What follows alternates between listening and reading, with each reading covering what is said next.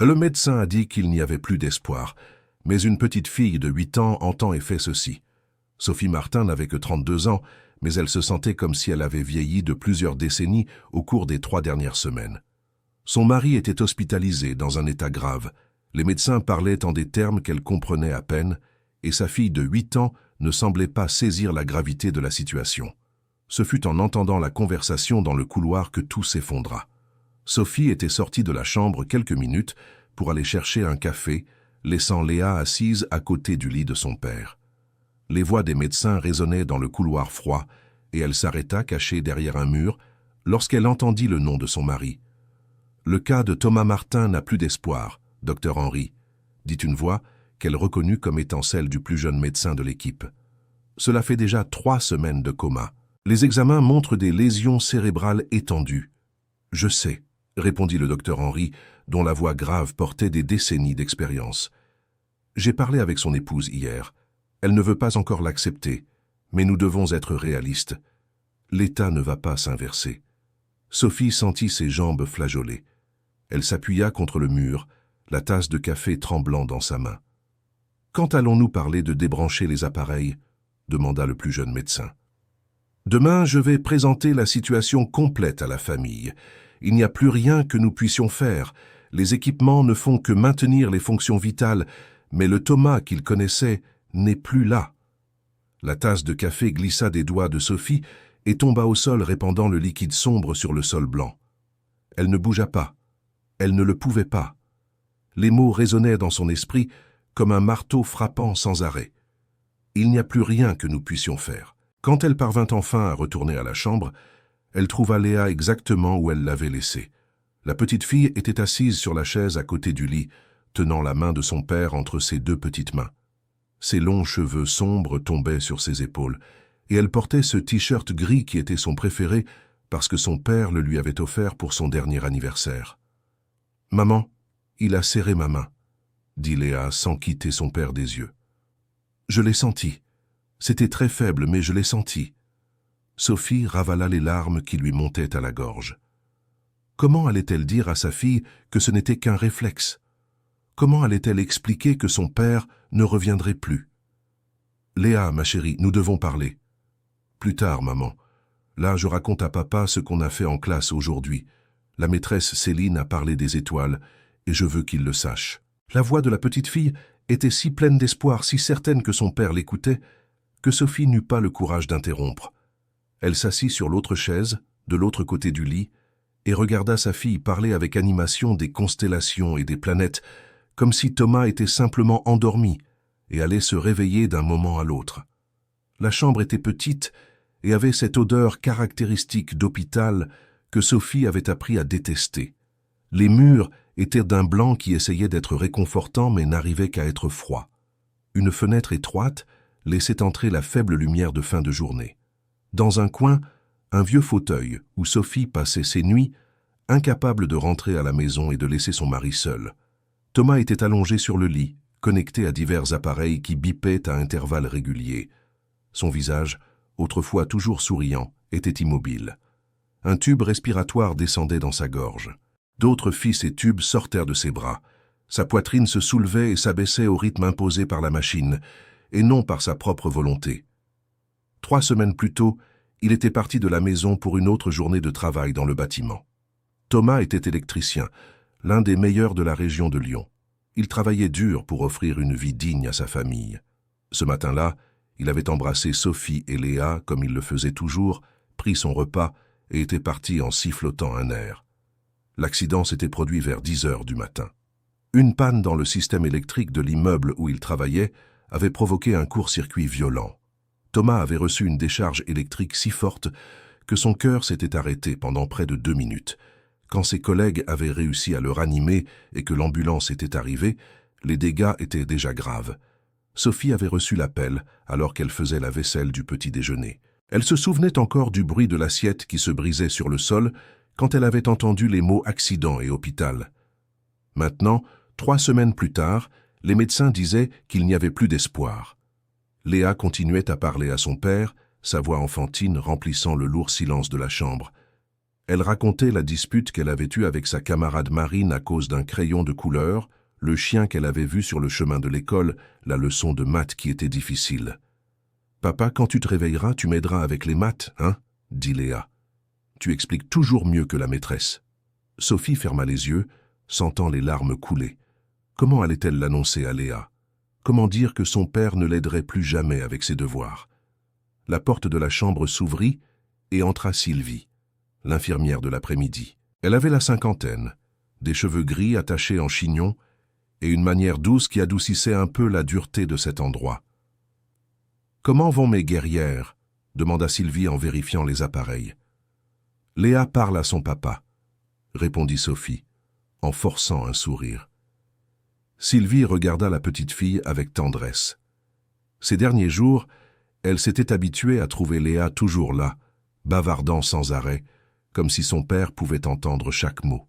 « Léa, as-tu mangé quelque chose aujourd'hui ?» demanda Sylvie. « J'ai pris le goûter que mamie Monique a apporté », répondit la petite sans lâcher la main de son père. « Mais je n'avais pas très faim. »« Il faut bien manger pour être forte, d'accord ?» Léa hocha la tête, mais son attention était déjà revenue à son père. Sylvie termina de vérifier les appareils et prit quelques notes sur sa planche. Avant de sortir, elle lança un regard significatif à Sophie, un regard qui disait « Je suis là si tu as besoin de parler ». Quand elles furent seules à nouveau, Sophie rassembla enfin son courage. « Léa, viens ici avec moi un petit moment. »« Mais maman, je suis... »« Juste un petit moment, ma chérie, c'est important. » Léa soupira, déposa un petit baiser sur la main de son père et alla s'asseoir sur les genoux de sa mère. Sophie serra sa fille dans ses bras, sentant l'odeur de son shampoing pour enfant dans ses cheveux, et chercha les mots justes. Il n'y avait pas de mots justes pour cela. « Tu sais que papa est très malade, n'est-ce pas ?»« Je sais, maman, mais il va aller mieux. Je l'aide, je lui parle tous les jours, je raconte des histoires, je chante les chansons qu'il aime. Il va se réveiller, tu verras. »« Léa, parfois les gens sont si malades que... » »« Non, maman. » Léa se dégagea de l'étreinte et regarda Sophie dans les yeux, avec une détermination impressionnante pour une enfant de 8 ans. « Ne dis pas ça. Papa va aller mieux. Je le sais. Ma chérie, le médecin a dit... Le médecin a... Je ne veux pas savoir ce qu'a dit le médecin. » La voix de Léa devint plus forte, plus ferme. « Papa n'abandonnera pas. Et moi non plus. » Avant que Sophie ne puisse répondre, Léa retourna près du lit et reprit la main de son père. Elle se mit à chantonner doucement une berceuse que Thomas lui chantait toujours avant de s'endormir. La voix enfantine emplissait la chambre, douce et déterminée à la fois. Sophie cacha son visage dans ses mains et pleura en silence. Comment expliquer à un enfant que l'amour ne suffisait pas à ramener quelqu'un? Comment dire que toutes les histoires n'ont pas une fin heureuse? La nuit tomba sur Lyon et l'hôpital devint plus silencieux. Sophie convainquit Léa de s'allonger sur le fauteuil pendant quelques heures. La petite résista, mais la fatigue l'emporta et elle finit par s'endormir, tenant encore un dessin qu'elle avait fait pour son père. Sophie resta éveillée, assise à côté du lit de Thomas. Elle tenait sa main, cette main qu'elle connaissait si bien. La main qui avait tenu la sienne lors du premier rendez-vous, qui avait passé l'alliance le jour du mariage, qui avait tenu Léa pour la première fois à sa naissance. « Thomas, je ne sais pas quoi faire, » murmura-t-elle dans l'obscurité de la chambre. « Léa n'accepte pas. Elle a tellement foi que tu vas te réveiller. Et moi, j'aimerais avoir la même foi qu'elle. Mais les médecins disent qu'il n'y a plus d'espoir. Ils disent que tu n'es plus là. » Elle regarda le visage immobile de son mari, cherchant un signe, quoi que ce soit qui indique qu'il était encore là, se battant pour revenir. Mais il n'y avait que le son monotone des machines et la montée et descente mécanique de sa poitrine. « Demain, le docteur Henry va me parler de débrancher les appareils. Et je ne sais pas quoi faire, mon amour. Comment faire ce choix? Comment te laisser partir ?» Les larmes coulaient librement maintenant. Sophie ne cherchait pas à les cacher. Là, dans l'obscurité de cette chambre, avec sa fille endormie et son mari coincé entre deux mondes, elle pouvait être faible. « Léa dit que tu as serré sa main aujourd'hui. Je sais que les médecins parlent de simples réflexes, mais... Et si ce n'était pas le cas? Et si tu essayais de revenir et que j'abandonnais ?» Elle serra la main de Thomas plus fort, comme si elle pouvait le ramener par le toucher. « Donne-moi un signe, mon amour, n'importe quoi. Montre-moi que tu es encore là. » Mais il n'y eut aucune réponse, seul le bip régulier des moniteurs et le lourd silence de la nuit. Cher auditeur, si vous aimez cette histoire, n'hésitez pas à laisser un like et surtout à vous abonner à la chaîne. Cela nous aide beaucoup à démarrer. Maintenant, continuons. L'aube arriva, apportant une faible clarté par la fenêtre étroite. Sophie avait somnolé sur la chaise et se réveilla avec une douleur dans le cou. Léa dormait encore dans le fauteuil, enroulée dans une couverture fine que Sylvie avait apportée pendant la nuit. La porte s'ouvrit et le docteur Henry entra. Il avait la soixantaine, des cheveux complètement blancs, des lunettes à monture épaisse et une expression qui essayait d'être gentille, mais ne pouvait cacher des années de situation sans issue. « Bonjour, Sophie. Pouvons-nous parler ?» Sophie regarda Léa, toujours endormie, et accepta. Ils sortirent dans le couloir, où l'agitation matinale de l'hôpital commençait à augmenter. Des infirmières passaient en vitesse, des chariots de petit déjeuner étaient poussés dans les couloirs, des proches d'autres patients marchaient avec des expressions inquiètes. « Je pense que vous savez déjà ce que je viens dire, » commença le docteur Henry, sa voix basse et prudente. « J'ai entendu la conversation hier, dans le couloir. » Le médecin hocha la tête, sans paraître surpris. « Alors vous savez que l'état de Thomas est irréversible. Les derniers examens confirment des lésions cérébrales étendues. Il n'a pas d'activité cérébrale significative. Les machines maintiennent son corps en fonctionnement, mais il n'est plus là, » compléta Sophie, les mots sortant comme du verre brisé de sa bouche. « Je sais que c'est difficile à accepter. Ça l'est toujours, mais prolonger cette situation n'aide personne, surtout pas Thomas. Il ne ressent pas de douleur car il n'est pas conscient, mais il n'a pas non plus de qualité de vie. Il n'a pas de vie en fait. » Sophie s'appuya contre le mur, sentant à nouveau ses jambes faiblir. « Combien de temps ai-je pour décider ? Il n'y a pas d'urgence, mais chaque jour qui passe, en plus de la souffrance émotionnelle pour vous, il y a aussi la question financière. Les soins intensifs coûtent très cher. J'ai vu que vous n'avez pas de mutuelle privée. Nous utilisons l'argent que nous avions mis de côté pour l'apport d'une maison, dit Sophie, la voix brisée. Ah, nous avons déjà presque tout dépensé. Mais l'argent, je m'en fiche. S'il y a la moindre chance, il n'y en a pas, Sophie. Le docteur Henry fut direct, mais pas cruel. Je comprends l'espoir, je comprends l'amour, mais parfois, la chose la plus aimante que nous puissions faire est de laisser la personne partir. Sophie regarda par la fenêtre du couloir. En bas, la ville s'éveillait. Les gens partaient au travail, les enfants allaient à l'école, la vie continuait normalement pour tout le monde, sauf pour elle et Léa. « Et Léa ?» demanda Sophie. « Comment je lui explique cela ? Nous avons une psychologue à l'hôpital qui peut aider. Les enfants sont plus résilients que nous ne le pensons, mais ils ont besoin d'un soutien adapté pour surmonter la perte. Elle n'acceptera pas. Vous ne connaissez pas Léa. Elle est têtue comme son père. Elle est sûre qu'il va se réveiller. » Le docteur Henry posa doucement une main sur l'épaule de Sophie. « J'ai besoin que vous réfléchissiez attentivement et que vous preniez une décision dans les prochains jours. Je vais laisser quelques papiers à la réception. Quand vous serez prête, nous en reparlerons. » Il s'éloigna dans le couloir et Sophie resta là, immobile, regardant la porte de la chambre où se trouvaient les deux personnes qu'elle aimait le plus au monde. L'une endormie, rêvant peut-être d'un avenir où le père se réveillerait, l'autre prisonnière d'un corps qui ne répondait plus. Quand elle retourna dans la chambre, Léa était déjà réveillée et debout près du lit de son père. « Bonjour, papa », disait-elle, sa voix joyeuse contrastant avec l'atmosphère pesante. « Aujourd'hui, c'est vendredi. Tu te souviens que le vendredi, on mange toujours des pizzas ? Quand tu te réveilleras, on commandera cette pizza à la saucisse que tu adores. » Sophie s'assit lourdement sur la chaise. Elle observa sa fille, si petite, si pleine de foi, et elle ressentit un mélange d'amour et de désespoir si intense qu'elle pouvait à peine respirer. « Léa, viens ici un instant. »« Attends, maman, je veux finir de raconter le rêve que j'ai fait. J'ai rêvé qu'on était à la plage. Tu te souviens de la fois où on est allé à la Baule ? Papa doit le savoir. » Et Léa continua de parler, créant un monde où le père était présent, où il entendait chaque mot, où l'amour suffisait à tout guérir. Sophie laissa les larmes couler. Elle n'essaya pas de les cacher. Pour la première fois en 3 semaines, elle pleura ouvertement devant sa fille. Elle pleura sur l'injustice de tout cela, sur la cruauté de devoir choisir, sur la foi inébranlable d'une enfant qui n'avait pas encore appris que le monde pouvait être cruel. Léa cessa de parler et regarda sa mère. Un instant, quelque chose passa dans les yeux de la fillette. Ce n'était ni de la peur, ni de la tristesse. C'était de la détermination. « Maman, ne pleure pas, » dit Léa, lâchant la main de son père pour s'approcher de Sophie. « Tout va bien se passer. Papa va se réveiller. Je sais qu'il va se réveiller. »« Comment le sais-tu, ma fille? Comment peux-tu en être si sûre ?» Léa réfléchit un moment, avec cette gravité que les enfants ont parfois quand ils semblent bien plus âgés qu'ils ne le sont. « Parce qu'il me l'a promis, » répondit-elle.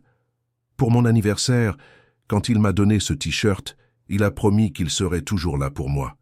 Et papa ne rompt jamais ses promesses. » Sophie attira sa fille dans une étreinte serrée. Comment expliquer que parfois, même si les gens veulent tenir leurs promesses, il y a des choses qui dépassent le contrôle de quiconque? Léa, parfois les choses ne se passent pas comme on le souhaite, même quand les gens promettent. « Mais moi je vais les faire arriver, » dit Léa, la voix étouffée contre l'épaule de sa mère. « Je n'abandonnerai pas papa.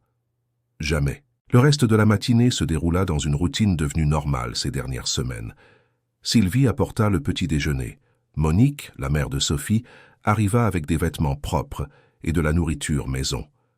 Léa refusa d'aller à l'école, comme chaque jour, disant qu'elle devait rester avec son père. Vers midi, alors que Monique venait de partir et que Sophie essayait de convaincre Léa de manger quelque chose, la porte de la chambre s'ouvrit brusquement. Un homme entra. Il avait environ 65 ans, des cheveux grisonnants, des épaules larges qui suggéraient qu'il avait été fort dans sa jeunesse et une expression fermée. Il portait un jean et une chemise à carreaux, des vêtements simples mais propres. Sophie se leva immédiatement, se plaçant instinctivement entre l'homme et Léa. « Que fais-tu ici, Michel ?» L'homme, Michel, regarda Thomas dans le lit, et quelque chose passa sur son visage. Douleur, peut-être, ou regret. « J'ai appris ce qui s'est passé, » dit-il la voix rauque. « Je suis venu voir mon fils. » Léa regarda Sophie, puis l'homme, perplexe. « Maman, qui est ce monsieur ?» Sophie serra les lèvres. Michel était le père de Thomas, mais lui et son fils étaient brouillés depuis plus de 10 ans. Léa se souvenait à peine de lui. « C'est ton grand-père, » dit Sophie froidement. « Mais il n'a pas le droit d'être ici. »« C'est mon fils, » rétorqua Michel, faisant un pas vers le lit. « J'en ai tout à fait le droit. Vous avez perdu ce droit quand vous l'avez abandonné il y a 10 ans. » Léa observait l'échange de paroles tendues, essayant de comprendre. Elle se souvenait vaguement d'un homme grand qui venait à la maison quand elle était toute petite, mais les souvenirs étaient confus. « Je n'ai pas abandonné, » dit Michel, mais sa voix manquait de conviction. « Nous nous sommes disputés. Ces choses arrivent dans les familles. »« Une dispute ?» Sophie eut un rire amer. « Vous avez dit qu'il était un raté, qu'il n'arriverait jamais à rien. Vous avez dit avoir honte d'avoir un fils électricien alors que vous avez toujours voulu qu'il soit ingénieur. Et quand Thomas a dit qu'il était heureux de sa vie, vous avez dit ne plus vouloir de contact. » Michel détourna le regard, incapable de nier. « J'avais tort, d'accord? Je l'admets. Mais c'est mon fils. Quand j'ai su qu'il était ici, dans cet état, je devais venir. »« Pourquoi faire ?» demanda Sophie, toujours debout entre Michel et le lit. « Pour apaiser votre conscience, pour vous sentir mieux avec vous-même? Pour voir mon fils. » La voix de Michel devint plus forte, plus désespérée. « S'il vous plaît, Sophie, je sais que j'ai eu tort. Je sais que j'ai été orgueilleux et têtu. Mais c'est mon fils, mon seul fils. » Il y eut un moment de silence tendu. Léa, qui avait tout observé en silence, parla soudain. « Laisse-le rester, maman. » Sophie regarda sa fille, surprise. « Léa, Thalès est le père de papa. Alors papa voudrait qu'il reste, » dit Léa avec cette logique simple des enfants. « Papa dit toujours que la famille est importante. » Sophie voulait argumenter, voulait dire que Michel ne méritait pas d'être là, qu'il avait perdu le droit d'appeler Thomas son fils depuis longtemps. Mais en regardant Léa, cet enfant qui refusait d'abandonner son père, elle n'eut pas le cœur de refuser. « Vous pouvez rester, » dit Sophie finalement, sa voix dure. « Mais pas pour longtemps. » Michel hocha la tête et s'approcha du lit lentement, comme s'il avait peur de s'approcher trop près. « Quand il vit son fils de près, connecté à tous ses appareils, son visage se déforma. « Mon Dieu, Thomas, murmura-t-il, qu'est-ce qu'ils t'ont fait ?»« C'était un accident du travail, » expliqua Sophie, encore méfiante. « Il a reçu une décharge électrique très forte. » Michel secoua la tête, les yeux fixés sur son fils.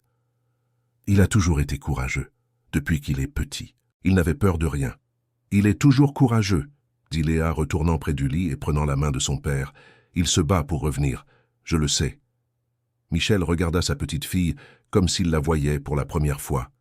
Léa avait les yeux de son père, la même détermination dans le regard. « Tu es tout comme lui à ton âge, » dit Michel, et il y avait de la tendresse dans sa voix. Cette même obstination. « Ce n'est pas de l'obstination, » répondit Léa. « C'est de l'amour. Et l'amour est plus fort que tout. » Avant que quiconque puisse répondre, la porte s'ouvrit à nouveau et le docteur Henry entra, accompagné d'un autre médecin que Sophie ne connaissait pas. « Sophie, voici la docteure Isabelle Dubois », présenta le docteur Henry. « Elle est neurologue et visitait l'hôpital aujourd'hui. J'ai mentionné le cas de Thomas et elle a souhaité jeter un coup d'œil. » La docteure Isabelle était une femme d'une quarantaine d'années, les cheveux tirés en queue de cheval, des yeux attentifs derrière des lunettes modernes. Elle salua Sophie d'un signe de tête et alla directement examiner Thomas. Sophie, Michel et Léa restèrent silencieux pendant que la docteure procédait à son examen. Elle vérifia les réflexes de Thomas, consulta les moniteurs, étudia les graphiques sur son tableau. Son visage ne révélait rien. « Depuis combien de temps est-il dans cet état ?» demanda-t-elle enfin. « 3 semaines et 2 jours, » répondit Sophie aussitôt. Elle savait exactement combien de temps cela faisait. Chaque heure avait été une éternité. Et quelle a été la cause du coma ? Un arrêt cardiaque dû à un choc électrique, expliqua le docteur Henry. Il est resté sans oxygénation cérébrale pendant environ 2 minutes. Les dommages sont étendus. La docteure Isabelle hocha la tête tout en continuant d'examiner les moniteurs. « Avez-vous essayé la stimulation sensorielle ?» Le docteur Henry parut légèrement mal à l'aise. « Isabelle, j'ai déjà expliqué à la famille que le pronostic est... »« Je sais ce que vous avez expliqué, » l'interrompit-elle, mais sans rudesse. « Mais j'ai vu des cas où la stimulation sensorielle a aidé. Je ne dis pas que cela va inverser complètement la situation, mais il pourrait y avoir une réponse. » Sophie sentit une étincelle d'espoir s'allumer en elle, mais elle avait peur de l'alimenter. « Qu'est-ce que la stimulation sensorielle ?» demanda-t-elle. « C'est une technique où nous utilisons des stimuli familiers pour essayer d'éveiller une réponse chez le patient, » expliqua la docteure Isabelle. « Des musiques qu'il aimait, des voix de proches, des odeurs connues, même des touchés spécifiques. L'idée est que ces stimuli peuvent créer des connexions neurales qui aident à la récupération. »« Mais je fais déjà cela !» s'exclama Léa enthousiaste. « Je parle à papa tous les jours. Je lui raconte des histoires. Je chante des chansons. » La docteure Isabelle regarda Léa avec intérêt. « Vous faites cela? Et avez-vous déjà remarqué une réponse? »« Il a serré ma main hier, » affirma Léa avec conviction. « C'était faible, mais je l'ai senti. » Le docteur Henry commença à parler, probablement pour évoquer les réflexes involontaires, mais la docteure Isabelle leva la main pour l'interrompre. « Intéressant, » dit-elle, reportant son attention sur Thomas. « Vous savez, Léa, parfois, nous, les adultes, oublions que la médecine n'a pas toutes les réponses. Il y a des choses que nous ne pouvons pas complètement expliquer. »« Isabelle, » dit le docteur Henry, visiblement mal à l'aise, « je ne pense pas qu'il soit approprié de donner de faux espoirs à la famille. Et je ne pense pas qu'il soit approprié d'écarter des possibilités sans les explorer pleinement, » rétorqua-t-elle, gardant une voix professionnelle mais ferme. « Henry, vous et moi savons que nous avons vu des cas qui ont défié toutes les attentes. Pourquoi ne pas essayer ?» Sophie regarda alternativement les 2 médecins, se sentant prise au milieu d'un différend professionnel. Mais c'était la vie de Thomas qui était en jeu, et toute chance, aussi minime soit-elle, devait être envisagée. « Que proposez-vous exactement ?» demanda Sophie. La docteure Isabelle se tourna vers elle. « Un protocole de stimulation sensorielle systématique, des musiques spécifiques à des heures déterminées, des enregistrements de voix familières, des objets avec des odeurs qu'il reconnaît.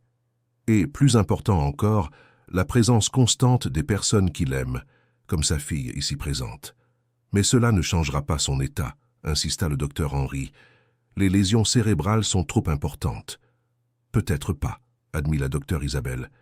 Mais qu'avons-nous à perdre en essayant? S'il n'y a pas de réponse, au moins la famille saura qu'elle a tout fait. Et s'il y a une réponse même minime, ce sera déjà plus que ce que nous avons maintenant. Sophie regarda Léa, qui observait la conversation avec des yeux brillants d'espoir. Puis elle regarda Michel, qui était resté silencieux pendant toute la discussion, mais qui maintenant fixait son fils avec une expression de douleur et de regret. « Je veux essayer, » déclara Sophie déterminée. « N'importe quoi. Je veux tout essayer. » Le docteur Henri soupira, clairement en désaccord, mais hocha la tête. « D'accord, mais nous devons rester réalistes quant aux attentes. Je vais coordonner le protocole, » dit la docteure Isabelle. « Je vais préparer un planning. Cela va demander du travail et de la dévotion, mais si vous êtes prêts à essayer, je vous aide. » Pour la première fois en 3 semaines, Sophie ressentit autre chose que du désespoir. Ce n'était qu'une étincelle, fragile et minuscule, mais elle était là. De l'espoir. Léa ne parvenait pas à contenir son excitation. Elle sauta de sa chaise et serra la jambe du docteur Isabelle. « Merci, docteur. Je vais aider. Je ferai tout ce qu'il faudra pour que mon papa se réveille. » Le docteur Isabelle sourit et caressa les cheveux de la fillette. « Je sais que tu le feras, ma chérie. Et tu sais quoi? J'ai le sentiment que tu seras la partie la plus importante de ce traitement. » Cet après-midi-là, après le départ des médecins, la chambre sembla plus pleine que ces dernières semaines. Sophie, Léa et Michel restèrent là, chacun aux prises avec ses propres pensées et émotions. Michel finit par rompre le silence. « Sophie, je sais que je n'ai pas le droit de demander quoi que ce soit, mais laisse-moi aider. Financièrement, je veux dire. Je sais que vous devez avoir des difficultés. » Sophie le regarda avec surprise. Une partie d'elle voulait refuser par fierté, mais la réalité était que l'argent s'épuisait. « Pourquoi ?» demanda-t-elle. « Après toutes ces années sans donner signe de vie, pourquoi maintenant ?» Michel s'assit lourdement sur une chaise, paraissant soudain bien plus vieux que ses 65 ans. « Parce que j'ai été un idiot, » dit-il simplement. « Parce que j'ai laissé mon orgueil détruire ma relation avec mon fils. Parce que quand sa mère est décédée il y a 5 ans, Thomas est venu aux funérailles et a tenté de faire la paix avec moi. Et j'ai été trop fier pour accepter. Et maintenant il est peut-être trop tard. » Léa, qui écoutait tout en silence, s'approcha de son grand-père. « Il n'est pas trop tard, » dit-elle. « Papa va se réveiller, et quand il se réveillera, vous pourrez vraiment faire la paix avec lui. » Michel regarda sa petite fille, et les larmes qu'il retenait finirent par couler. « Comment peux-tu en être si sûre, ma petite ? » « Parce que l'amour n'abandonne jamais, » répondit Léa avec simplicité. « Et j'aime mon papa. Et vous l'aimez aussi, n'est-ce pas ?» Michel hocha la tête, incapable de parler. « Alors nous allons le ramener ensemble, » dit Léa, tendant sa petite main à son grand-père. Michel prit la main de sa petite fille. Et là, dans cette chambre d'hôpital, au milieu des appareils et des tubes et de l'odeur antiseptique qui imprégnait tout, 3 générations d'une famille brisée commencèrent à se reconnecter. Sophie observait la scène, ressentant des émotions contradictoires. Elle était toujours en colère contre Michel pour ce qu'il avait fait, pour le temps qu'il avait gâché, pour les blessures qu'il avait causées. Mais en regardant Léa, en voyant la foi inébranlable de cet enfant qui refusait d'accepter la défaite, Sophie pensa qu'il y avait peut-être de la place pour autre chose que de la colère. « D'accord, » dit-elle finalement, « vous pouvez aider. Mais cela n'efface pas le passé, Michel. Cela ne vous rend pas automatiquement votre place dans cette famille. »« Je sais, » répondit-il. « Je n'attends pas de pardon. Je veux juste avoir la chance d'être ici, de tenter de réparer, ne serait-ce qu'un peu. » Sylvie entra avec le dîner de Léa, et sa présence brisa la tension du moment. Elle regarda Michel avec curiosité, mais ne posa aucune question. Des années de travail à l'hôpital lui avaient appris quand il valait mieux se taire. « Léa, tu dois bien manger aujourd'hui, » dit Sylvie en posant le plateau. « Demain, vous commencez ce nouveau traitement, et tu auras besoin d'énergie. » Léa acquiesça et commença à manger, mais ne quitta pas le chevet de son père. Elle avait rapproché la table de nuit et mangeait là, racontant à Thomas chaque bouchée. « Papa, c'est du poulet avec du riz. C'est bon. Pas aussi bon que le tien, mais c'est bon. Quand tu te réveilleras, tu feras ce poulet grillé que tu sais si bien faire, d'accord? Avec cette épice spéciale. » La nuit tomba à nouveau sur Lyon. L'hôpital devint plus calme, avec seulement le bruit des pas occasionnels des infirmières et le bip constant des moniteurs. Sophie convainquit Michel de rentrer à la maison pour se reposer en lui promettant de le prévenir en cas de changement. Léa, comme toujours, résista à partir. « Maman, je veux rester, s'il te plaît. »« Ma chérie, tu as besoin de bien dormir. Demain, nous commençons le nouveau traitement et tu devras être reposée. »« Je dors ici dans le fauteuil. Je dors toujours ici. » Sophie allait protester, mais Sylvie intervint doucement. « Laisse-la rester, Sophie. Cela ne fera pas de mal. Et qui sait... » Elle regarda Thomas. « Qui sait si sa présence ne l'aidera pas vraiment ?» C'est ainsi que Léa passa une autre nuit à l'hôpital. Mais cette fois, il y avait quelque chose de différent dans l'air, une sensation de possibilité, d'espoir. Léa se blottit dans le fauteuil, enroulée dans la couverture, et avant de fermer les yeux, elle murmura une fois de plus à son père. « Papa, la nouvelle doctoresse a dit que nous allons essayer de nouvelles choses demain, des choses qui t'aideront à te réveiller. Je serai là, je ferai tout comme il faut. Tu dois juste continuer à te battre, d'accord ? N'abandonne pas. » « Je n'abandonne pas, alors tu ne peux pas abandonner non plus. » La chambre resta silencieuse, seul le bruit des appareils remplissant l'espace.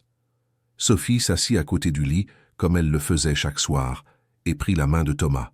« Elle y croit vraiment, Thomas, » murmura Sophie. « Notre fille croit vraiment que tu vas revenir. Et tu sais quoi? Pour la première fois en 3 semaines, moi aussi je commence à y croire. Je ne sais pas si c'est raisonnable.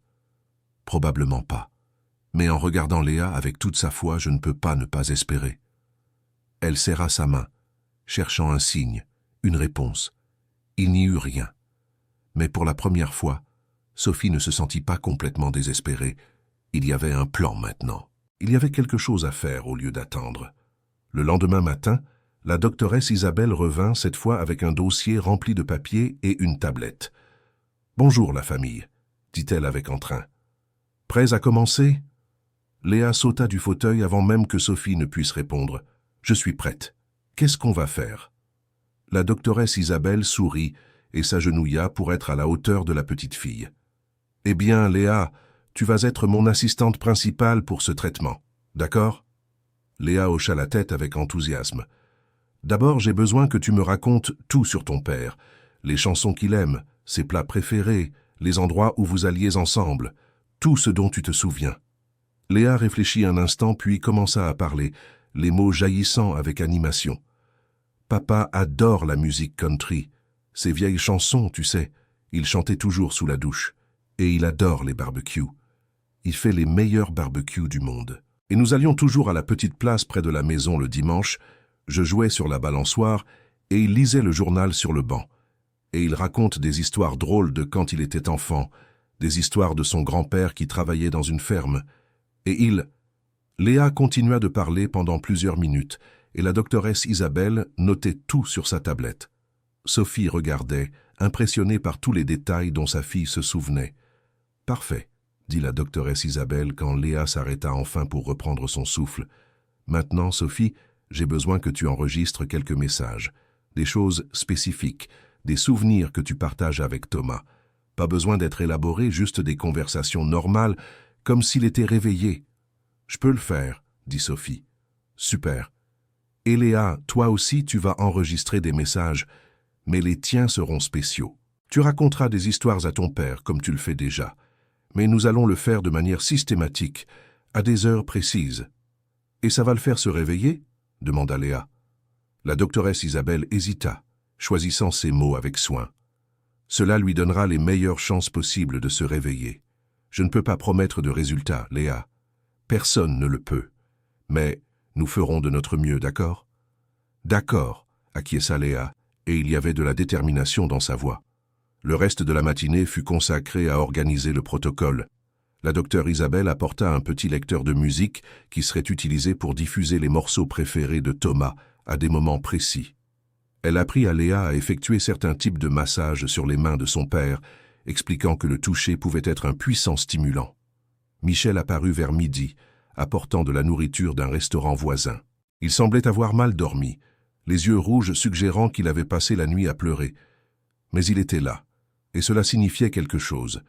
La docteure Isabelle l'intégra également au protocole. « Michel, j'ai besoin que vous partagiez des souvenirs avec votre fils, des moments de son enfance. Son cerveau reconnaît les voix familières, surtout celles liées à des instants importants.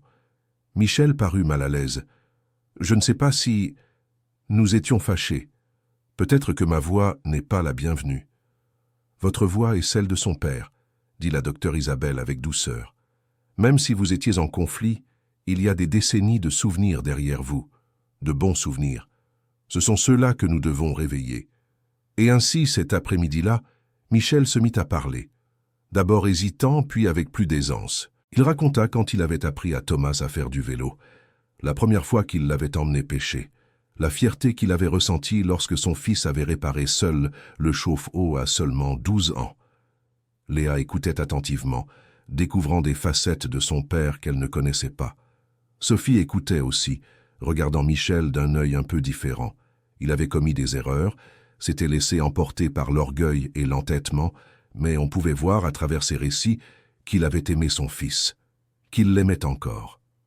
Les jours suivants, la chambre de Thomas se transforma. Ce n'était plus seulement un espace médical froid et impersonnel. Elle était devenue un lieu rempli de vie, de souvenirs, d'amour. Les musiques préférées de Thomas passaient à des heures déterminées. Léa tenait un carnet où elle notait chaque jour, chaque action, chaque histoire racontée. Sophie enregistrait des messages chaque soir, parlant de sa journée, des factures à payer, du vide qu'il laissait. Michel venait tous les jours, apportant toujours quelque chose, de la nourriture, des fleurs, de petits objets qu'il pensait pouvoir plaire à son fils. Et il parlait, partageant des souvenirs gardés pendant des années. Mais aucun changement visible ne se produisait chez Thomas. Les moniteurs affichaient toujours les mêmes chiffres. Les médecins, à l'exception de la docteure Isabelle, restaient sceptiques. Chers auditeurs, si vous aimez cette histoire, n'hésitez pas à laisser un like et surtout à vous abonner à la chaîne. Cela nous aide beaucoup à nous lancer. Maintenant, continuons. Une semaine s'était écoulée depuis le début du protocole de stimulation sensorielle. Léa poursuivait sa routine infatigable, arrivant à l'hôpital dès la fin des cours et ne partant que lorsque Sophie l'obligeait à rentrer se reposer. Même à la maison, la jeune fille passait son temps à préparer des choses pour son père le lendemain. Des dessins, de petits mots, des listes de ce qu'elle voulait faire avec lui à son réveil. C'était un vendredi après-midi quand quelque chose d'inattendu se produisit. Léa racontait à son père son cours de sciences, expliquant avec entrain le cycle de l'eau, quand elle remarqua quelque chose. « Maman !» appela-t-elle, sa voix soudainement grave. « Maman, viens voir !» Sophie, qui parlait avec Sylvie dans le couloir, entra précipitamment dans la chambre. « Qu'y a-t-il, ma chérie ?»« Regarde son doigt, » dit Léa, en montrant la main de Thomas qu'elle tenait. « Il bouge. » Sophie s'approcha et observa attentivement. Au début, elle ne vit rien. Mais ensuite, très légèrement, l'index de Thomas bougea. C'était un mouvement minuscule, presque imperceptible, mais il était là. « Sylvie, viens voir ça !» appela Sophie, la voix tremblante. L'infirmière s'approcha et observa quelques instants. Le doigt bougea à nouveau, un peu plus nettement cette fois. « Je vais appeler le docteur Isabelle », dit Sylvie en quittant rapidement la chambre. Léa tenait la main de son père, les yeux brillants. « Je le savais, papa. Je savais que tu nous entendais. » Le docteur Isabelle arriva quelques minutes plus tard, accompagné du docteur Henri. Ils observèrent attentivement, tandis que Léa continuait à parler à son père. Et effectivement, il y avait des mouvements dans les doigts, petits mais constants. « Ce pourrait n'être que des réflexes, » dit le docteur Henri, maintenant sa position sceptique. « Ou cela pourrait être une réponse à la stimulation, » répliqua le docteur Isabelle. « Les mouvements se produisent quand Léa lui parle. Cela suggère un certain niveau de traitement. » Elle se tourna vers Léa. « Léa, serre la main de ton père et demande-lui de te la serrer en retour. » La jeune fille fit comme demandé, sa voix ferme et pleine d'espoir. « Papa, si tu m'entends, serre ma main. » Tous dans la chambre restèrent silencieux, observant. Pendant quelques secondes, rien ne se passa. Puis, légèrement mais indéniablement, Thomas serra la main de sa fille. Léa poussa un cri de joie et se jeta vers son père, l'étreignant avec précaution. Il a serré. « Maman, tu as vu? Il a serré ma main. » Sophie pleurait, les mains sur la bouche. Le docteur Isabelle souriait largement. Même le docteur Henri semblait impressionné, bien que toujours prudent. « C'est significatif, » admit-il. « Mais nous devons faire plus de tests. Cela pourrait être une coïncidence. Faites le test vous-même alors, dit Léa avec une confiance qui surprit tout le monde. Demandez-lui de serrer votre main. Le docteur Henry hésita, mais s'approcha et prit la main de Thomas.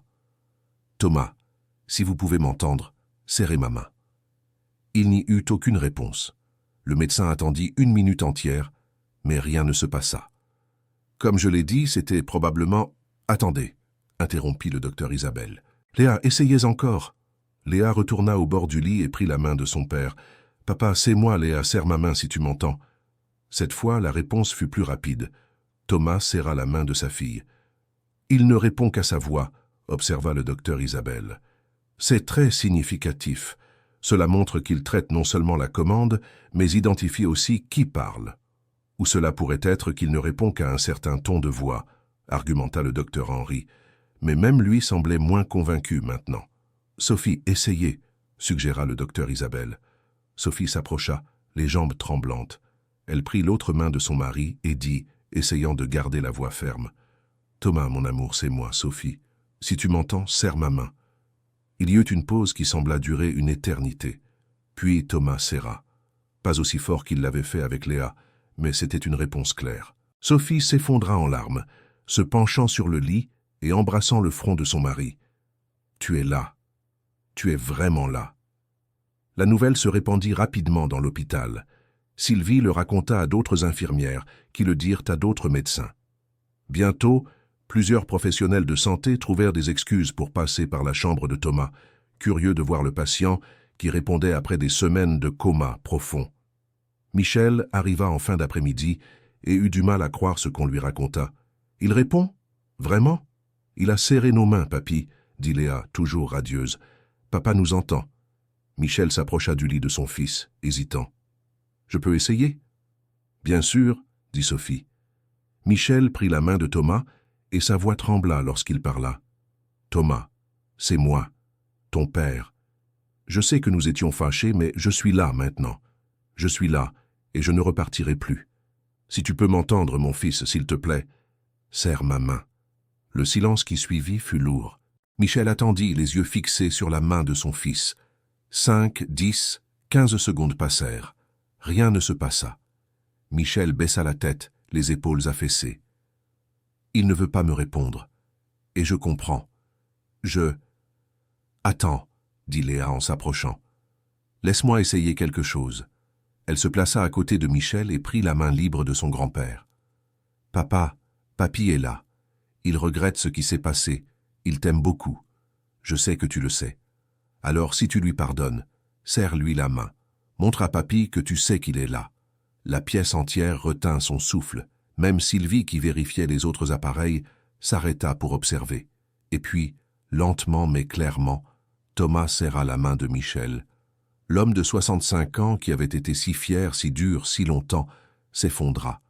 Il tomba à genoux près du lit, pressant la main de son fils contre son visage, et pleura comme il ne l'avait pas fait depuis que sa femme était partie 5 ans plus tôt. « Merci, mon fils, » murmura-t-il entre ses sanglots. « Merci. Je ne le mérite pas, mais merci. » Léa étreignit son grand-père, petite et forte à la fois. Sophie observait la scène avec des larmes coulant sur son visage, mais c'étaient des larmes différentes maintenant. Ce n'étaient pas des larmes de désespoir, mais d'espoir. La docteure Isabelle entra dans la pièce à ce moment et s'arrêta, observant la scène. Un doux sourire éclairait son visage. « Voilà, » dit-elle à voix basse, plus pour elle-même que pour quiconque. C'est exactement ça. C'est de cela qu'il a besoin. D'amour, de connexion, de raison de revenir. Les jours suivants apportèrent d'autres progrès, petits mais significatifs. Thomas commença à répondre plus régulièrement, pas seulement en serrant des mains, mais aussi en bougeant les orteils quand on le lui demandait. Les moniteurs commencèrent à montrer des schémas d'activité cérébrale plus complexes. Le docteur Henry, bien que toujours prudent, admit qu'il voyait des améliorations qu'il n'attendait pas. « Je ne peux pas l'expliquer complètement », dit-il à Sophie lors d'une consultation. D'après les examens initiaux, le pronostic était très mauvais. Mais il répond « Nous ne pouvons pas encore dire à quel point il va récupérer ou s'il va retrouver une conscience complète, mais il y a du progrès. » « Combien de temps cela pourrait-il prendre ?» demanda Sophie. Il n'y a pas moyen de le prédire. Cela pourrait être des semaines, des mois, certains cas prennent des années, et d'autres, il hésita, d'autres ne récupèrent jamais complètement. Mais il y a une chance, insista Sophie. Une réelle chance qu'il revienne. Il y a une chance, admit le docteur Henry. Petite, mais qui grandit. Ce que vous faites, ce protocole de la docteure Isabelle, a un effet que je n'avais pas prévu. Sophie sortit de la consultation se sentant plus légère qu'elle ne l'avait été depuis des semaines. C'était la première fois que le docteur Henry admettait qu'il y avait un réel espoir. Mais l'espoir s'accompagnait d'une dure réalité. L'argent. La facture de l'hôpital augmentait chaque jour. L'argent que Sophie et Thomas avaient économisé était épuisé depuis longtemps. Elle avait commencé à utiliser la carte de crédit, mais la limite s'épuisait. Les factures de la maison continuaient d'arriver. L'école de Léa devait être payée. Michel avait proposé son aide et avait effectivement payé quelques factures, mais Sophie voyait que lui aussi commençait à ressentir le poids financier. Il était retraité et vivait avec une modeste pension. Ce fut Monique, la mère de Sophie, qui suggéra la campagne. « Ma fille, tu ne dois pas avoir honte de demander de l'aide, » dit-elle un après-midi, en préparant de la nourriture pour que Sophie et Léa l'emportent à l'hôpital. « La communauté veut t'aider. Les gens savent ce qui se passe. »« Maman, je ne veux pas être un objet de pitié, » répondit Sophie, mais sa voix manquait de conviction. « Ce n'est pas de la pitié, c'est de la solidarité. Thomas a toujours aidé tout le monde. Combien de fois est-il allé réparer l'installation électrique chez un voisin sans rien demander? Combien de fois a-t-il donné un coup de main quand quelqu'un en avait besoin? Maintenant, c'est au tour des gens de lui rendre l'appareil. » Léa, qui écoutait la conversation depuis la table de la cuisine où elle faisait ses devoirs, leva la tête. « Mamie Monique a raison, maman. On doit laisser les gens nous aider. » Et c'est ainsi que cela commença. Monique a créé un compte sur une plateforme de dons en ligne, avec l'aide d'un de ses petits-enfants plus âgés qui s'y connaissaient en Internet. Elle a écrit l'histoire de Thomas, de l'accident, du combat de Léa pour le ramener. Elle a inclus des photos de Thomas avant l'accident, souriant et heureux, et des photos de Léa à ses côtés à l'hôpital. La réponse a été immédiate et surprenante. Des voisins ont donné, d'anciens clients de Thomas ont donné, des personnes de l'église que Monique fréquentait ont donné. Même des gens qui n'avaient jamais connu la famille, mais touchés par l'histoire, ont contribué comme ils le pouvaient. Le propriétaire de la boulangerie où Sophie achetait son pain chaque matin a organisé une tombola. L'institutrice de Léa a mobilisé les parents des autres élèves. La communauté du quartier où ils vivaient s'est rassemblée d'une manière que Sophie n'aurait jamais imaginé possible. En 2 semaines, ils avaient collecté suffisamment pour couvrir un autre mois d'hôpital. Ce n'était pas beaucoup, mais c'était du temps. C'était une chance. Léa a été particulièrement émue en découvrant que toute sa classe avait contribué. Chaque enfant avait donné un peu de son argent de cantine ou de goûter. Ensemble, cela faisait une petite somme, mais le geste était immense. « Maman, regarde !» a dit Léa en montrant les commentaires sur la page des dons. « Il y a des gens de partout qui envoient des messages. Il y a une dame de Bordeaux qui a dit avoir vécu la même chose avec son mari. Elle a dit qu'il ne fallait pas abandonner. » Sophie lisait les commentaires avec des larmes aux yeux. Chaque message était comme un câlin virtuel, un rappel qu'elle n'était pas seule dans ce combat. Mais même avec l'aide de la communauté, Sophie savait que cela ne suffirait pas à long terme. Les frais hospitaliers étaient trop élevés. Elle devait penser à l'avenir. Elle devait avoir un plan. C'est alors qu'elle a reçu un appel inattendu. C'était Laurent, le patron de Thomas, dans l'entreprise de construction où il travaillait. « Sophie, je sais que ce n'est pas le meilleur moment pour appeler, mais je dois vous parler. » Le cœur de Sophie s'est serré. Est-ce qu'il appelait pour le licencier? Thomas était absent depuis presque un mois. L'entreprise devait probablement le remplacer. « Vous pouvez parler, Laurent. » J'ai parlé aux autres employés, à la direction. Nous voulons aider. Nous avons organisé une cagnotte ici, dans l'entreprise, et avons collecté une somme. Ce n'est pas beaucoup, mais cela aidera pour les dépenses. Sophie a senti son cœur se serrer différemment cette fois. De gratitude. Laurent, je ne sais pas comment vous remercier. Pas besoin de remercier. Thomas est l'un des meilleurs employés que j'ai jamais eus. Plus que cela, c'est un homme bien. Et quand les choses iront mieux, quand il sera prêt, son emploi l'attendra ici. Vraiment? Sophie pouvait à peine y croire. Même avec tout ce qui s'est passé, avec tout ce temps d'absence, vraiment. Nous n'abandonnons pas les nôtres. Et Thomas est des nôtres. Quand Sophie a raccroché, elle s'est assise lourdement sur le canapé et s'est enfin autorisée à pleurer. Ce n'étaient pas des larmes de désespoir, mais de gratitude, d'espoir, de compréhension que, même dans les moments les plus sombres, il y avait de la bonté dans le monde. À l'hôpital, les progrès continuaient. 2 semaines après que Thomas a commencé à serrer des mains, il a ouvert les yeux pour la première fois. C'était durant l'après-midi d'un jeudi. Léa racontait une histoire sur sa journée à l'école quand elle a remarqué les paupières de son père bouger. « Maman, maman, viens vite !» Sophie a accouru depuis l'endroit où elle parlait avec Sylvie dans le couloir. En entrant dans la chambre, elle a vu Thomas avec les yeux entr'ouverts, ne se fixant encore sur rien de précis, mais ouvert. « Thomas !» Sophie a pris sa main. « Chérie, tu peux m'entendre? Tu peux me voir ?» Les yeux de Thomas ont bougé lentement, cherchant la source de la voix. Quand ils se sont enfin fixés sur Sophie, il y avait quelque chose là, de la reconnaissance, de la confusion. Mais il était présent, il était là. Léa a bondi sur sa chaise, se rapprochant. « Papa, papa, c'est moi, c'est Léa !» Les yeux de Thomas se sont tournés vers sa fille. Il a essayé de parler, mais le tube respiratoire ne le permettait pas. Un simple son rauque en sortit. Sylvie entra en courant et actionna le bouton d'urgence. En quelques secondes, la pièce fut pleine de médecins et d'infirmières. Le docteur Isabelle arriva, suivi du docteur Henri. « Il est conscient », annonça le docteur Isabelle en vérifiant les réactions de Thomas. « Thomas, tu peux m'entendre? Cligne des yeux si tu peux. » Thomas cligna 1 fois, puis 2. « Excellent. Tu es à l'hôpital. Tu as eu un accident, mais tu es en train de te rétablir. Ta famille est là avec toi. Tu es en sécurité. » Les yeux de Thomas se remplirent de larmes. Sa main serra celle de Sophie avec plus de force qu'il n'avait pu le faire jusqu'alors. Le docteur Henri était visiblement ému, bien qu'il essayât de garder une contenance professionnelle. « C'est remarquable, » dit-il. « Thomas, nous allons retirer le tube respiratoire bientôt, d'accord? Mais pour l'instant, tu dois rester calme. Respire normalement. Laisse la machine t'aider. » Léa ne pouvait s'arrêter de sourire, des larmes coulant sur son visage. « Je le savais, papa. Je savais que tu allais revenir. Je n'ai jamais abandonné. » Thomas regarda sa fille, et bien qu'il ne pût parler, son regard disait tout. Gratitude, amour. Désolé d'avoir mis si longtemps. Michel arriva 1 demi-heure plus tard, après avoir reçu un appel urgent de Sophie. Lorsqu'il entra dans la pièce et vit son fils conscient, regardant autour de lui, il s'arrêta à la porte, incertain. « Est-ce qu'il peut me voir ?» demanda Michel à voix basse. « Est-ce qu'il sait que je suis là ?»« Père, » dit Sophie, utilisant le mot qu'elle avait évité ces dernières semaines.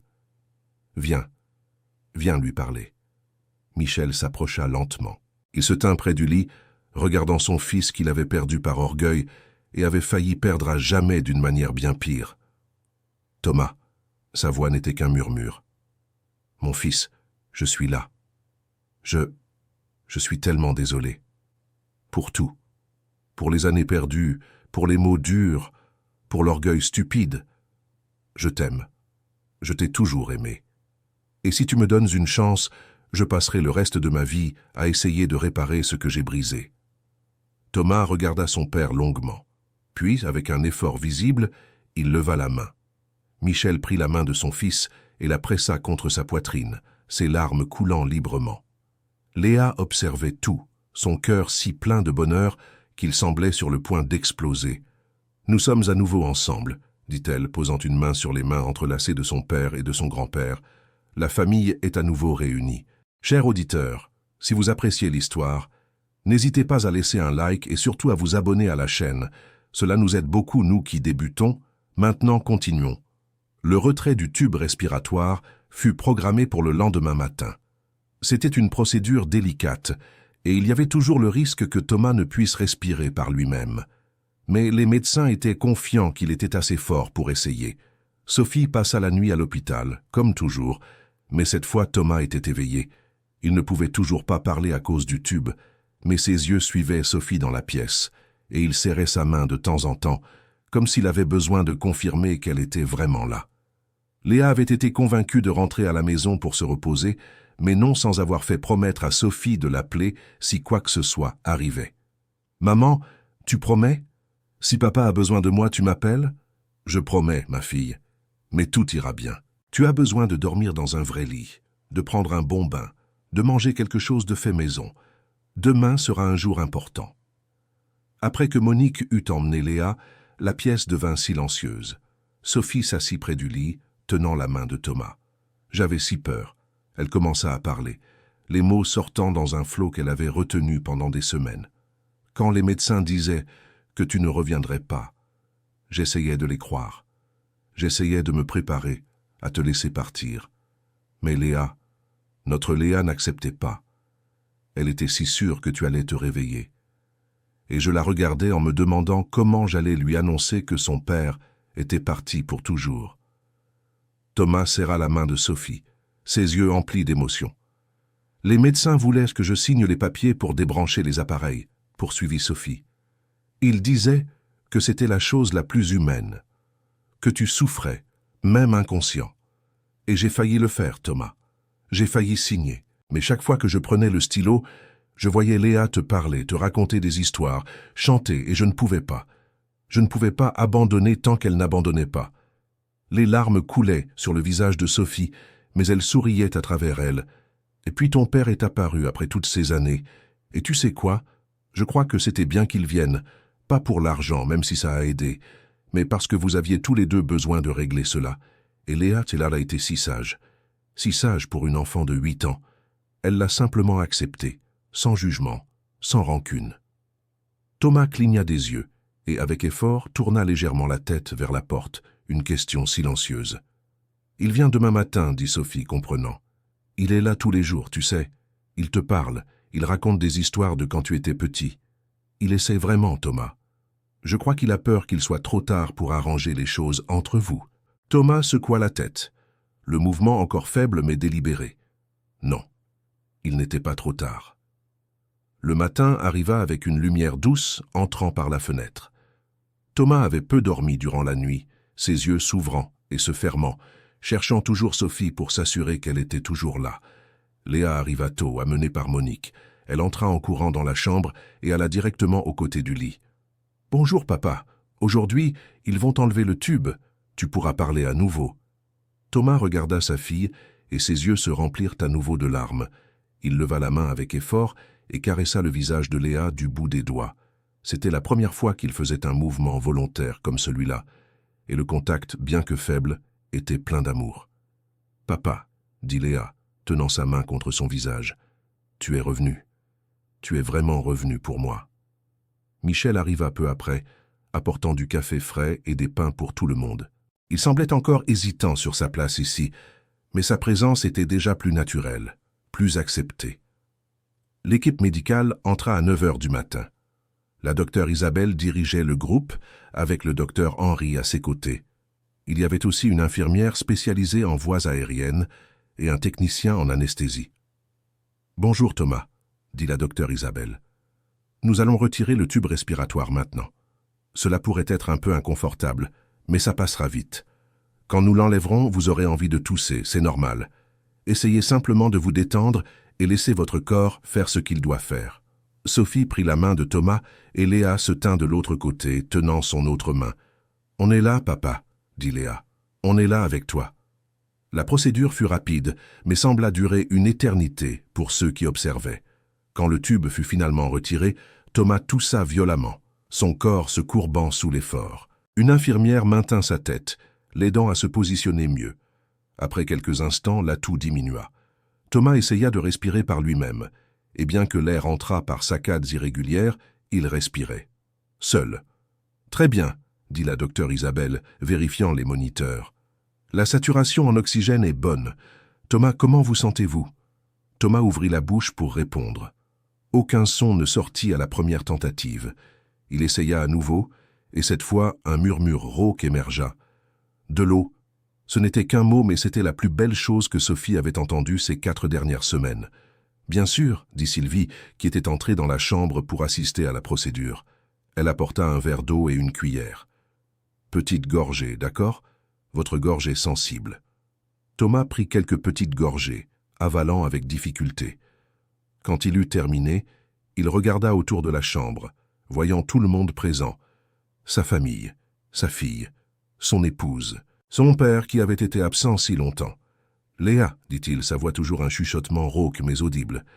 La fillette se jeta vers son père, l'étreignant avec précaution. « Papa, tu parles vraiment ?» « Ma petite, dit Thomas lentement, chaque mot exigeant un effort. « Ma guerrière. Je n'ai pas abandonné, papa, pas du tout. »« Je sais, dit Thomas, et une larme coula au coin de son œil. Je entendais. Tout. » Sophie s'approcha, incapable de retenir ses larmes. « Mon amour, tu es de retour. Tu es vraiment de retour. » Thomas tourna la tête vers elle. « Désolé, dit-il, d'avoir tardé. » Sophie rit à travers ses larmes et embrassa le front de son mari. « Tu peux tarder autant que tu veux, tant que tu reviens. » Thomas regarda alors Michel, qui se tenait un peu à l'écart, comme s'il n'était pas sûr de devoir s'approcher. « Père, dit Thomas, la voix toujours faible mais ferme. Michel s'approcha, les jambes tremblantes. « Mon fils, tu es venu. Je suis venu, et je ne repartirai plus, jamais. » Thomas essaya de lever le bras, mais il n'avait pas encore assez de force. Michel comprit et prit la main de son fils. « Je suis tellement désolé, Thomas, pour tout. »« Moi aussi, dit Thomas. Trop, fier, nous deux. Mais maintenant, nous allons réparer, dit Michel, la voix brisée. Nous aurons le temps de réparer. Nous aurons le temps d'être vraiment père et fils. »« Oui, approuva Thomas. La docteure Isabelle observait la scène avec un sourire. Elle s'approcha du lit. « Thomas, vous vous en sortez très bien, mais vous devez vous reposer maintenant. Votre voix restera rauque quelques jours et vous vous fatiguerez facilement. Tout cela est normal. »« Combien de temps ?» demanda Thomas. « Combien de temps ?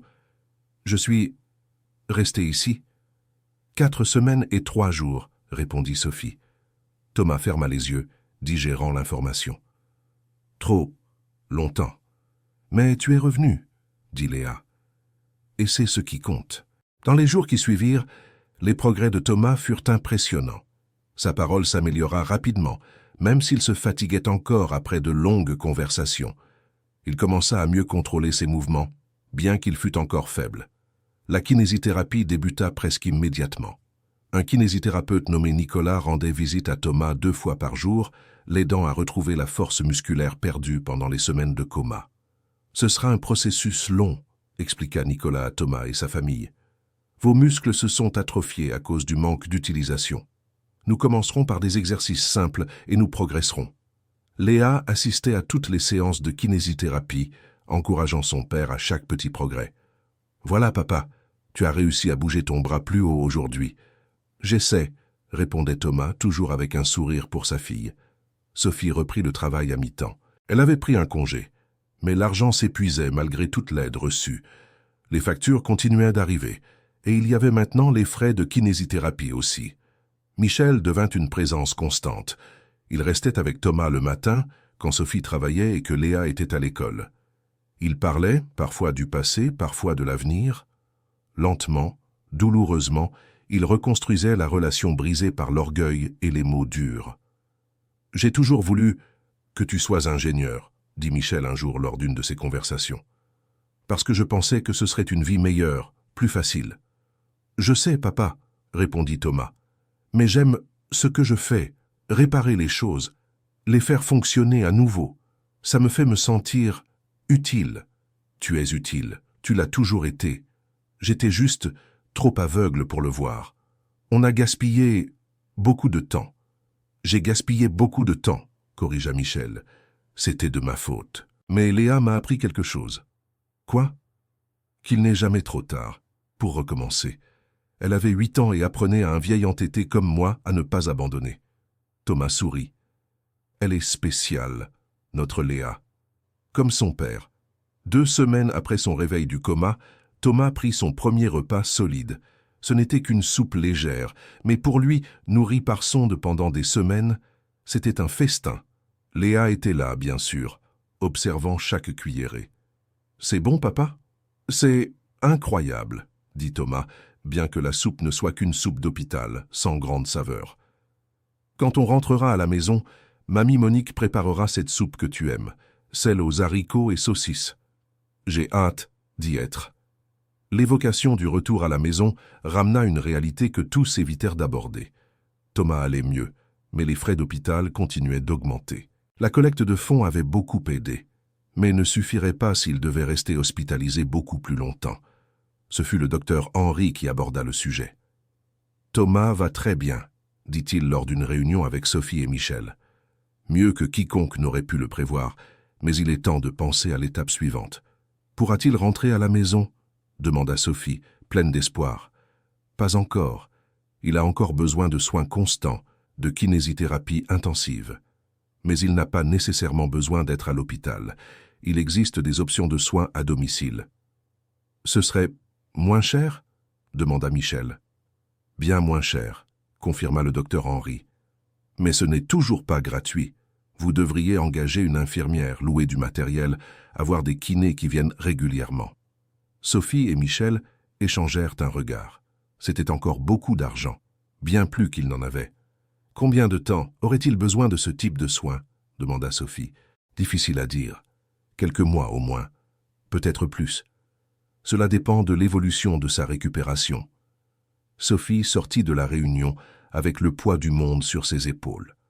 Comment allait-elle s'en sortir? Comment offrir à Thomas les soins dont il avait besoin sans s'enfoncer complètement dans les dettes? Ce fut Monique qui eut l'idée. « Venez habiter chez moi », dit-elle simplement quand Sophie lui raconta l'entretien avec le médecin. « Maman, nous ne pouvons pas… » « Bien sûr que si. La maison a 3 chambres.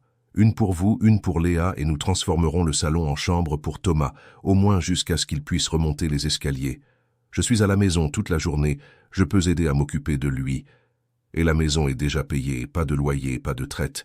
Mais maman te donnait tout ce travail. » « Du travail.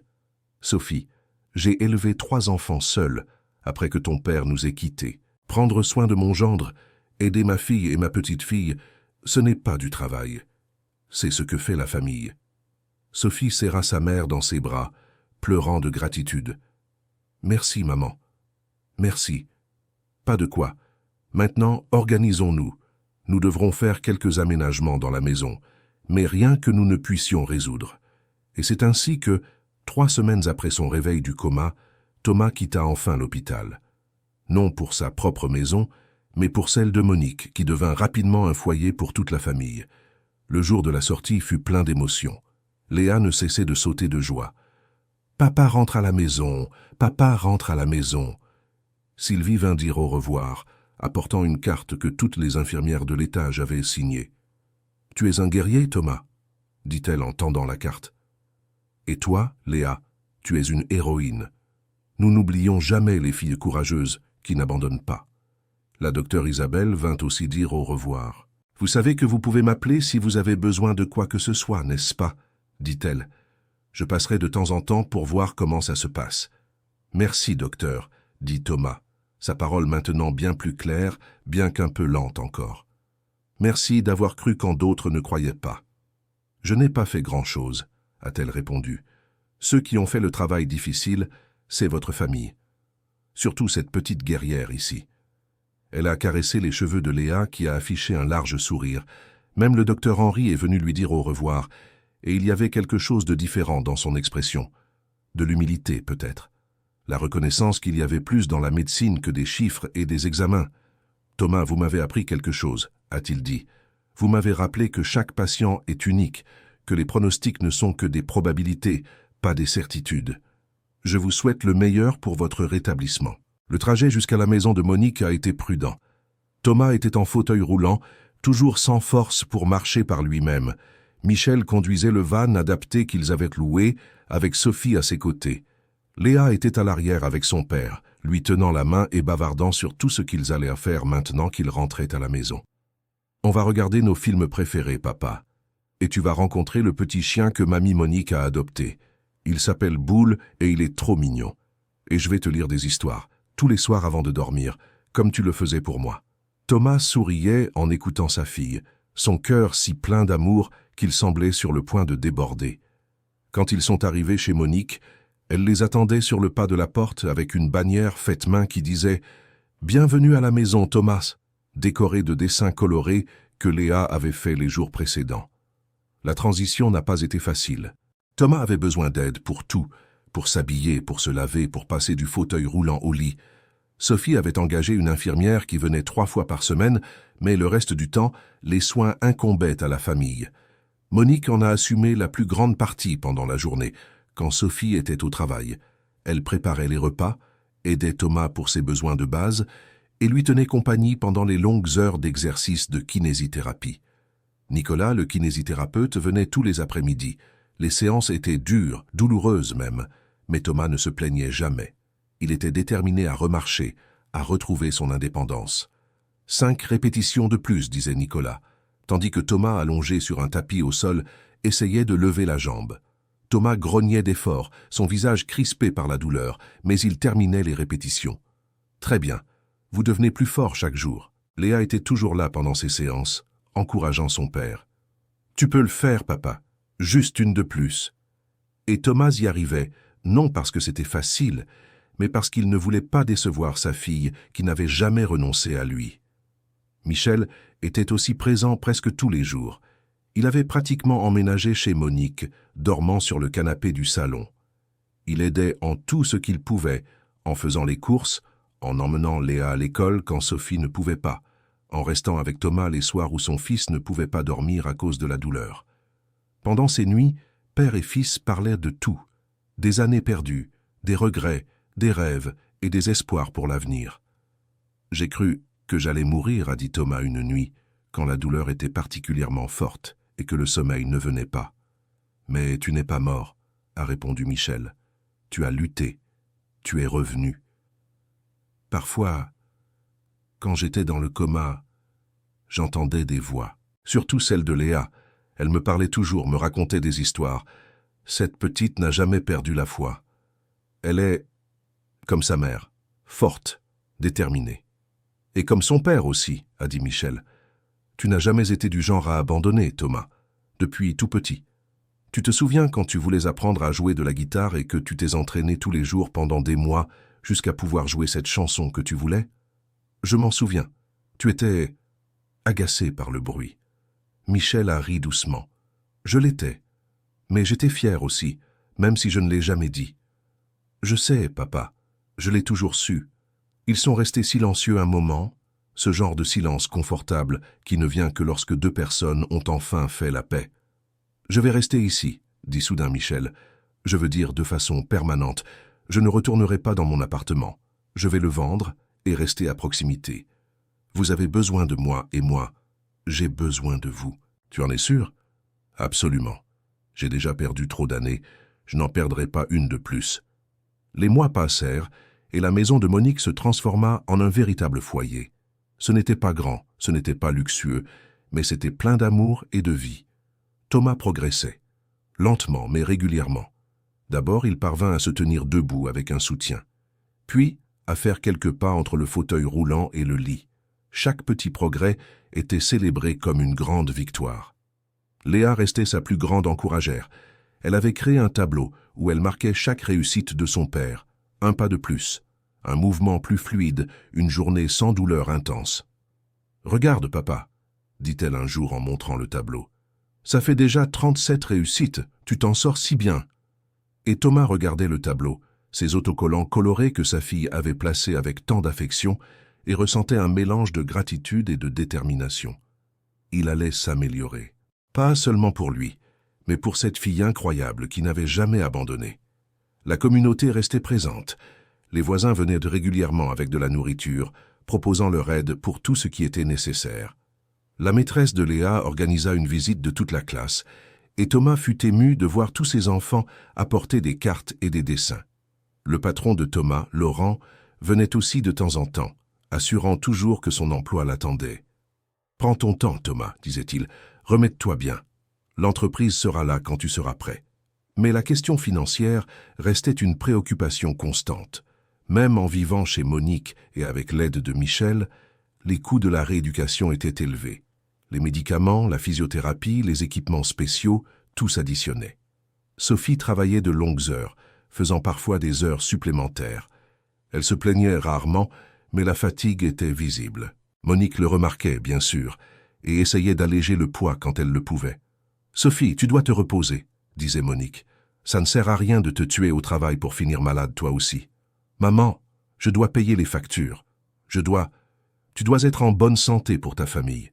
Thomas va mieux, Léa a besoin de sa mère et j'ai besoin de ma fille. Alors tu vas te reposer. Et Sophie, malgré toute sa force et sa détermination, savait que sa mère avait raison.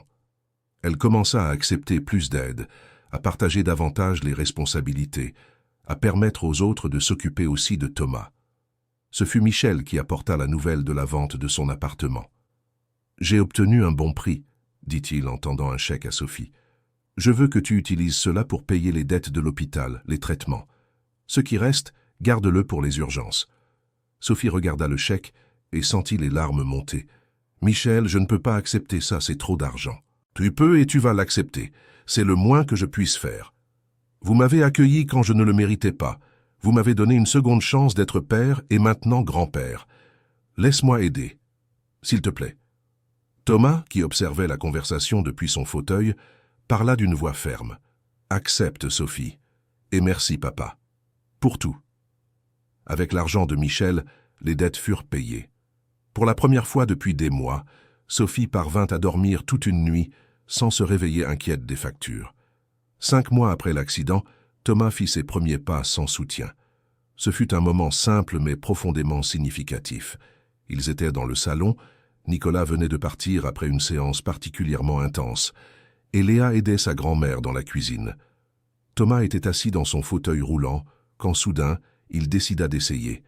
Il posa ses mains sur les accoudoirs et se propulsa vers le haut. Ses jambes tremblèrent sous l'effort, mais elles supportèrent son poids. « Sophie » appela-t-il. « Sophie, regarde » Sophie sortit en courant de la chambre où elle pliait des vêtements. Quand il vit Thomas debout, seul, sans soutien, sa bouche s'ouvrit de surprise. « Thomas, tu es... »« Je suis debout, » dit-il, et il y avait de la fierté dans sa voix. « Papa. » Léa avait entendu le bruit et accourut de la cuisine. « Papa est debout. »« Viens ici, » dit Thomas à sa fille. « Viens jusqu'à moi. » Léa hésita, craignant de s'approcher trop près et de faire tomber son père. Mais Thomas insista. « Viens, je ne vais pas tomber. » Léa marcha lentement jusqu'à se trouver à environ 2 mètres de son père.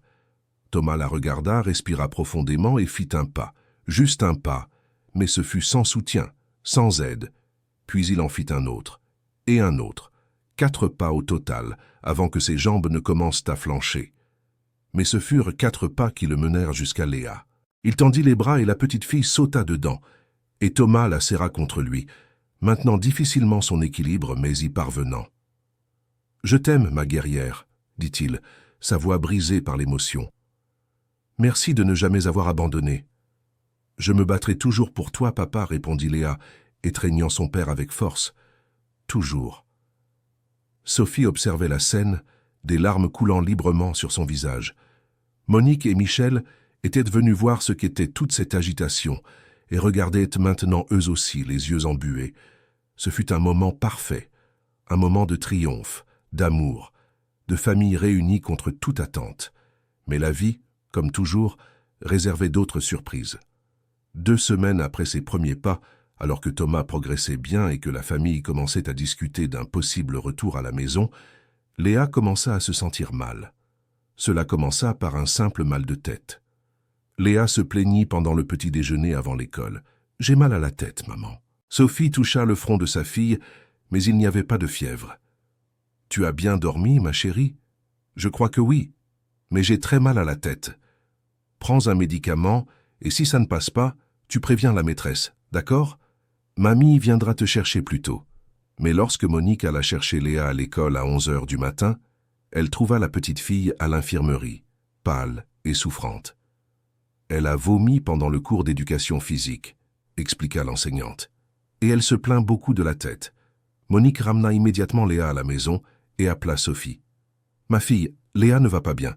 Je pense que tu devrais passer à la maison pendant la pause déjeuner. » Quand Sophie arriva, elle trouva Léa allongée sur le canapé, une serviette humide sur le front. La petite fille était calme, ce qui était très étrange pour elle. « Léa, comment te sens-tu ?»« J'ai très mal à la tête, maman.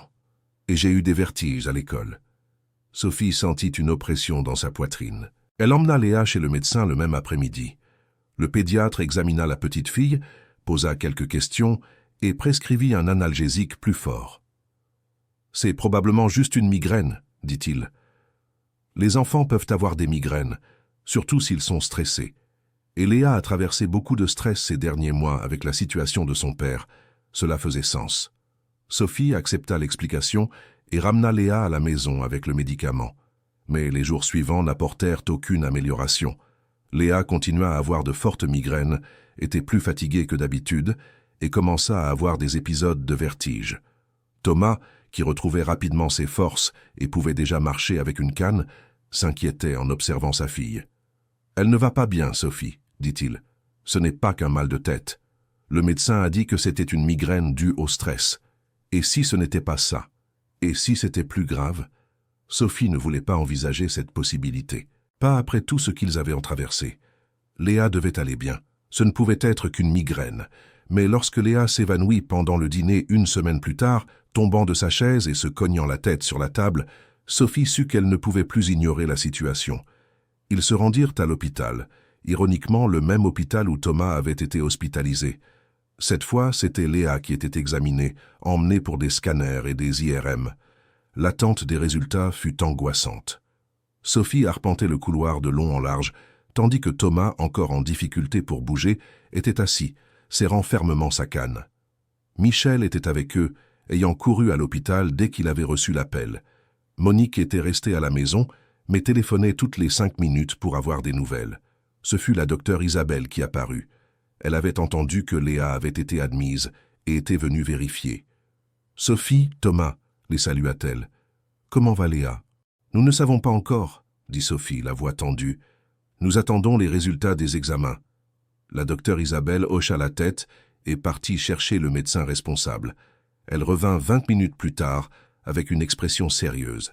« Les examens n'ont rien montré de grave, » dit-elle. « Pas de tumeur, pas d'hémorragie, rien d'anormal structurellement dans son cerveau. » Sophie sentit ses genoux flageoler de soulagement. « Alors c'est juste une migraine ?»« Pas nécessairement. Mais je vais être honnête avec vous. Parfois, ces choses sont difficiles à diagnostiquer. Ça peut être une migraine, ça peut être un problème neurologique plus subtil qui n'apparaît pas aux examens, ça peut même être quelque chose d'émotionnel qui se manifeste physiquement. « Qu'est-ce qu'on fait ?» demanda Thomas. « Pour l'instant, nous allons la garder en observation cette nuit. Nous ferons quelques tests supplémentaires demain matin. Et nous l'orienterons vers un neurologue pédiatrique spécialisé dans ce type de cas. » Léa resta hospitalisée 3 jours. Pendant ce temps, elle subit une batterie de tests. Chaque résultat revenait normal, ce qui aurait dû être un soulagement, mais ne faisait qu'accroître la frustration de ne pas savoir ce qui se passait. Ce fut le neurologue pédiatrique, un homme gentil nommé Dr Pascal Moreau, qui finit par donner un diagnostic provisoire. « Je crois que Léa souffre de migraine chronique, possiblement déclenchée par un stress post-traumatique, » expliqua-t-il à la famille. « Elle a vécu une expérience très intense ces derniers mois. Elle a vu son père dans un état critique. Elle a pris sur elle une charge émotionnelle énorme pour une enfant de 8 ans. Son corps réagit à cela. »« Mais elle va s'en sortir ?» demanda Sophie, tenant la main de sa fille. « Oui, elle va s'en sortir.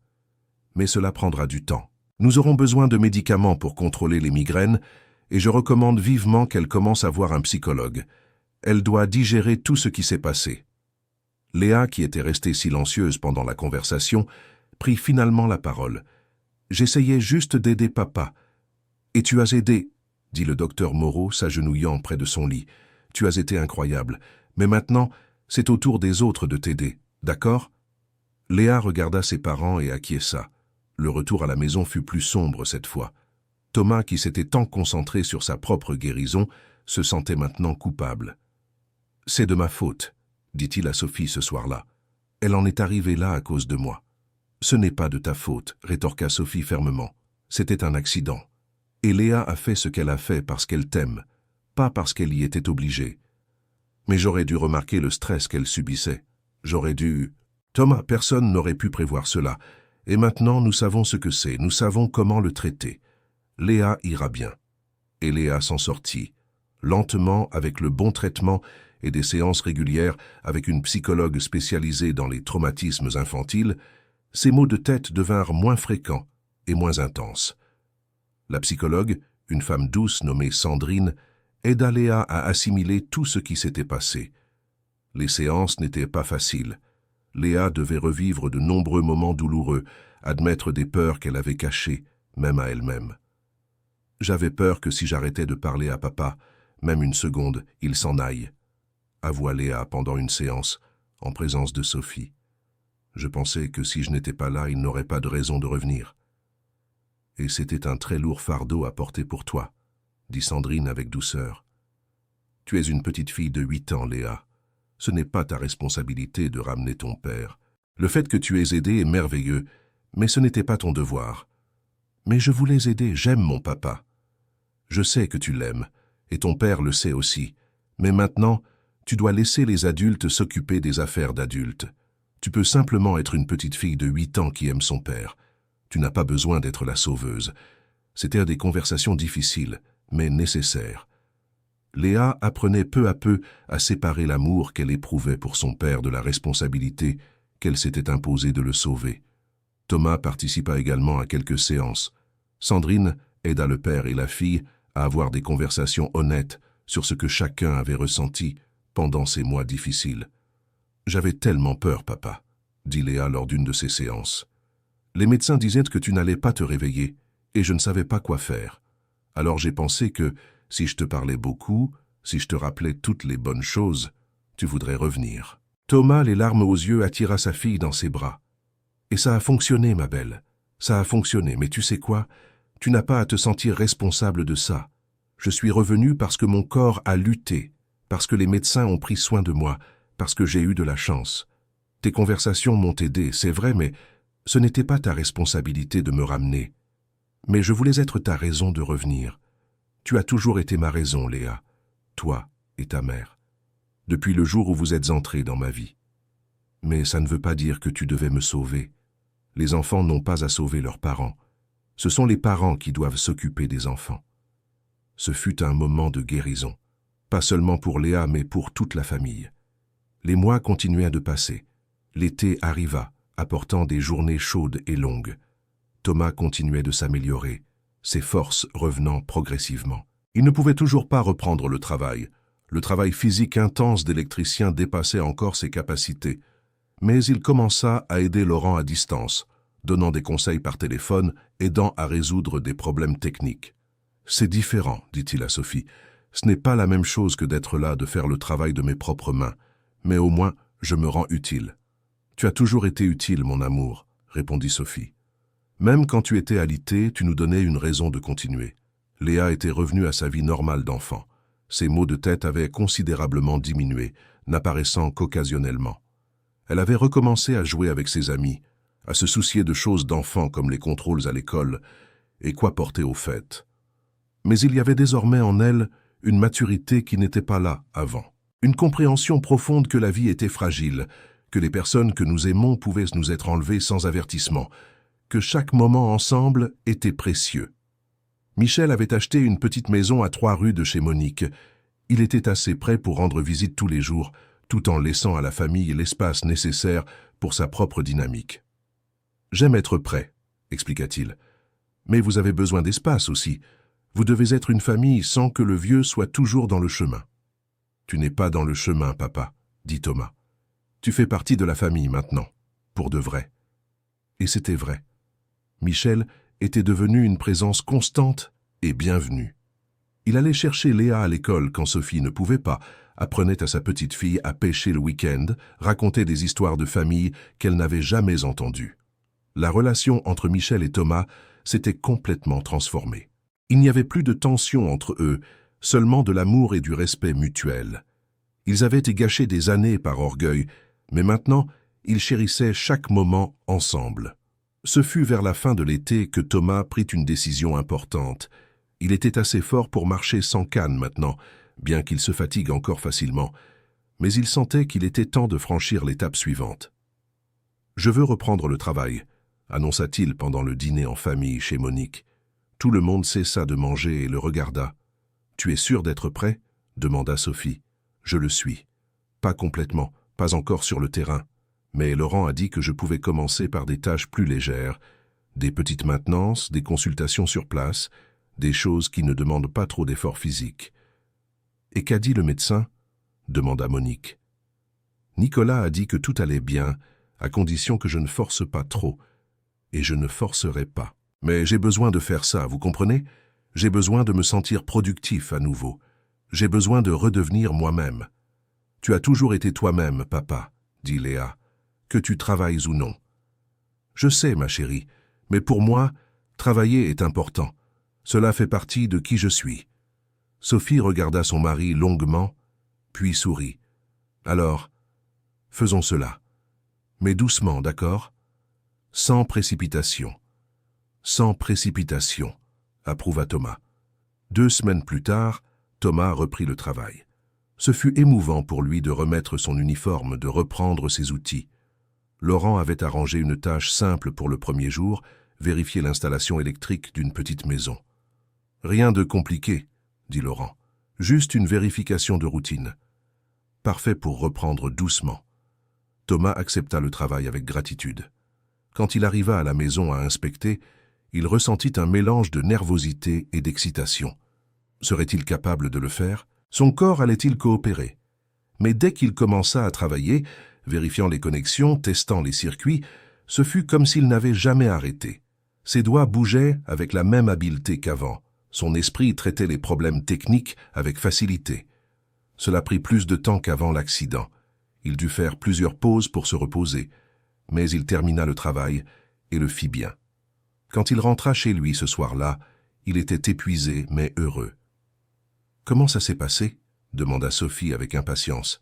« C'était parfait, » répondit Thomas en embrassant sa femme. « Absolument parfait. » Léa sauta sur les genoux de son père, oubliant qu'il était encore en convalescence. « Tu vas travailler tous les jours maintenant, papa ?»« Pas tous les jours, quelques fois par semaine pour commencer, mais je suis de retour, ma belle, vraiment de retour. » Ce soir-là, après que Léa fut couchée, Thomas et Sophie s'assirent dans le jardin de Monique regardant les étoiles. « Tu savais que Léa me parlait des étoiles ce jour-là » dit Thomas. « À l'hôpital, quand j'étais encore dans le coma. Elle avait appris sur les constellations à l'école et me racontait tout. »« Elle te racontait tout » dit Sophie, posant sa tête sur l'épaule de son mari. « Chaque détail de sa journée. Elle n'a jamais abandonné avec toi. »« Je l'entendais, » murmura Thomas. « Pas tout le temps, pas clairement. C'était comme être sous l'eau, entendre des sons lointains. Mais sa voix me parvenait, elle me ramenait vers la surface. Elle s'est presque perdue, elle aussi, en essayant de te sauver. Je sais, et je vais passer le reste de ma vie à m'assurer qu'elle sache qu'elle n'a pas besoin de me sauver, qu'elle peut juste être une enfant. » Ils restèrent assis là dans un silence confortable, observant les étoiles. Tant de choses s'étaient passées ces derniers mois, tant de souffrances, tant de peurs, tant d'incertitudes, mais aussi tant d'amour, tant de force, tant d'union. Un an s'était écoulé depuis l'accident. La famille décida de faire une petite célébration, non pas de l'accident lui-même, mais de la guérison, de la victoire sur l'adversité. Monique prépara une potée auvergnate, le plat préféré de Thomas. Michel apporta un gâteau qu'il avait essayé de faire lui-même, un peu de travers mais fait avec amour. La maison était pleine de rires et de conversations. Léa avait préparé un cadeau spécial pour son père. C'était un album qu'elle avait créé avec des photos et des textes, documentant tout le parcours depuis l'accident jusqu'à la guérison. « Ouvre-le, papa » dit-elle, en lui tendant l'album emballé dans du papier coloré. Thomas l'ouvrit avec soin. Sur la première page, il y avait une photo de lui avant l'accident, souriant devant le barbecue. En dessous, Léa avait écrit « Avant ». Sur les pages suivantes se trouvèrent des photos de l'hôpital. Thomas connecté aux machines. Léa à côté du lit, tenant sa main. Sophie dormant sur la chaise. Michel, sur une photo prise à son insu, la main sur l'épaule de son fils et des larmes au visage. Il y avait aussi les notes que Léa avait tenues, ses observations sur chaque jour, chaque histoire qu'elle avait racontée, chaque petite victoire. Et sur les dernières pages, il y avait des photos de la convalescence. Thomas faisant ses premiers pas, Léa et son père enlacés, toute la famille réunie. Et sur la dernière page, une photo récente de tous ensemble, souriants, vivants, entiers. Sous cette dernière photo, Léa avait écrit « Après, on a gagné. ensemble. Thomas referma l'album, incapable de parler un instant. Quand il y parvint enfin, sa voix était rauque d'émotion.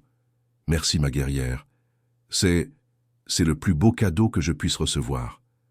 On a traversé beaucoup de choses, hein, papa? On a traversé. Mais regarde où nous en sommes maintenant. Tous ensemble, tous en bonne santé. Heureux. Je n'oublierai jamais ces jours à l'hôpital, dit Léa, sa voix devenant plus grave. Parfois, j'en fais encore des rêves, mais Sandrine a dit que c'était normal. C'est normal, approuva Thomas. Et si tu as ces rêves, tu viens m'en parler, d'accord? On en discutera. D'accord. La fête continua jusqu'à tard. Il y eut de la musique, de la danse, des histoires. Sylvie, l'infirmière, avait été invitée et arriva avec un bouquet de fleurs. La docteure Isabelle vint aussi, apportant un livre sur la neurologie avec une dédicace spéciale pour Léa. À la guerrière qui m'a rappelé pourquoi je suis devenu médecin. Quand finalement tout le monde fut parti et que la maison fut tranquille, la famille se réunit au salon. Thomas était assis sur le canapé, avec Léa d'un côté et Sophie de l'autre. Michel était dans un fauteuil et Monique avait apporté du thé pour tous. « Je voulais dire quelque chose », commença Thomas en regardant chaque personne dans la pièce. « J'ai failli mourir. Techniquement, mon cœur s'est arrêté pendant 2 minutes ce jour-là. Et ensuite, je suis resté des semaines coincé dans un endroit sombre, sans savoir si j'allais revenir. Mais vous n'avez pas abandonné. » Il regarda Léa. « Toi, ma belle, avec ta foi inébranlable. Tu m'as parlé tous les jours. Tu m'as donné des raisons de me battre. » Puis il regarda Sophie. « Toi, l'amour de ma vie, qui a porté tant de poids seul, qui a travaillé, qui a pris soin de tout le monde, qui a maintenu la famille unie quand tout s'effondrait. » Puis vers Monique.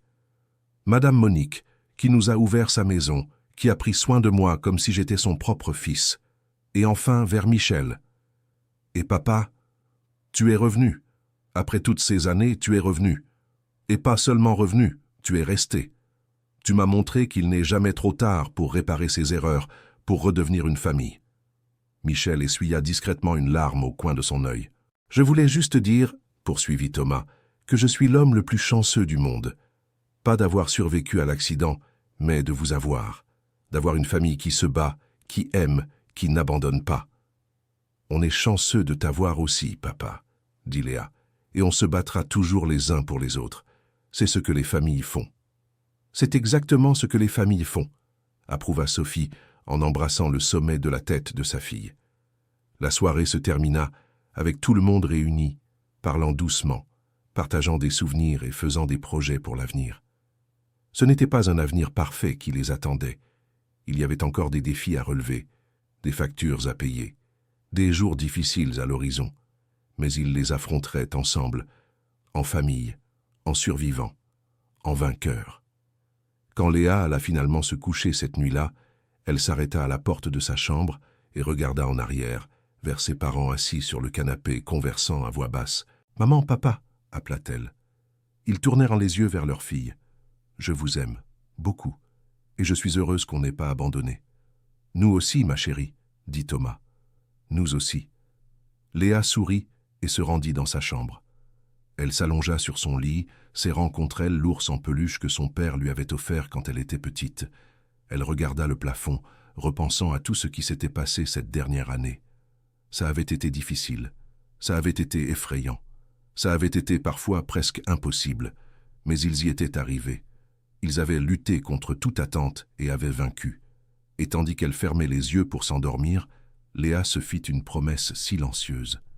Peu importe ce qui arriverait à l'avenir, peu importe les défis à venir, elle se souviendrait toujours de cette leçon, que l'amour et la détermination peuvent surmonter même l'impossible.